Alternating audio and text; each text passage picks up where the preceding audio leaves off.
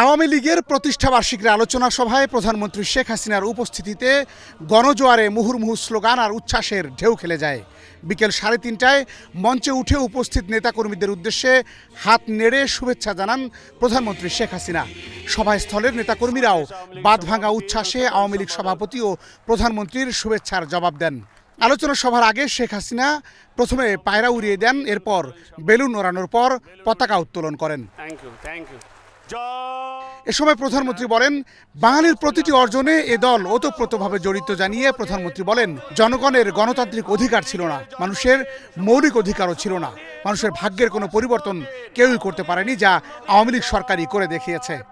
কিন্তু আওয়ামী লীগ গণমানুষের সংগঠন, আওয়ামী লীগ জনগণের অধিকার আদায়ের সংগঠন, আওয়ামী লীগ জনগণের আর্থসামাজিক উন্নতি করার সংগঠন।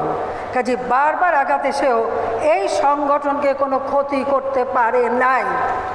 ফিনিক্স পাখির মতো যেমন সেই পুড়িয়ে ফেলার পরেও ভস্ম থেকে জেগে ওঠে, এই আওয়ামী লীগ ঠিক সেইভাবেই জেগে উঠেছে। সরকার প্রধান বলেন, আওয়ামী লীগ প্রতিষ্ঠিত হয়েছে এই মানুষের ভাগ্য পরিবর্তনের জন্য, যা আওয়ামী লীগ সরকার পদে পদে প্রমাণ করেছে। আওয়ামী লীগ প্রতিষ্ঠা লাভ করেছেই তো বাংলার মানুষের ভাগ্য পরিবর্তনের জন্য, যা আমরা প্রমাণ করেছি।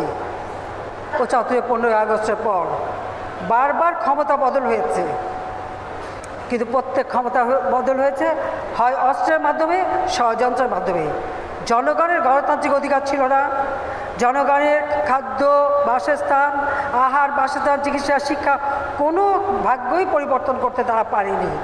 নিজেদের বিলাসিতা, অর্থ সম্পদ বানানো, অর্থ পাচার, দুর্নীতি, সন্ত্রাস, জঙ্গিবাদ, খুন খারাপি, অস্ত্রের ঝনঝনানি, শিক্ষা প্রতিষ্ঠানে অস্ত্রের ঝনঝনানি, এটাই ছিল তাদের কাজ।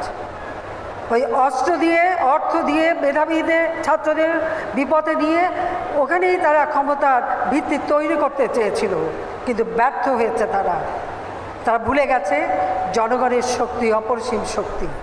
ভাষা আন্দোলন ও মহান মুক্তিযুদ্ধ থেকে শুরু করে সব আন্দোলন সংগ্রামে সামনে থেকে নেতৃত্ব দেয়া দেশের প্রাচীন ঐতিহ্যবাহী রাজনৈতিক দল বাংলাদেশ আওয়ামী লীগের ৭৫তম প্রতিষ্ঠাবার্ষিকী উপলক্ষে সোহরাওয়ার্দী উদ্যানে জড়ো হয় হাজার হাজার নেতাকর্মী।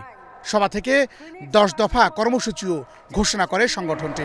পুড়িয়ে ফেলার পরেও ভস্ম থেকে জেগে ওঠে এই বাতান বিপ্লব, এশিয়ান টেলিভিশন, ঢাকা।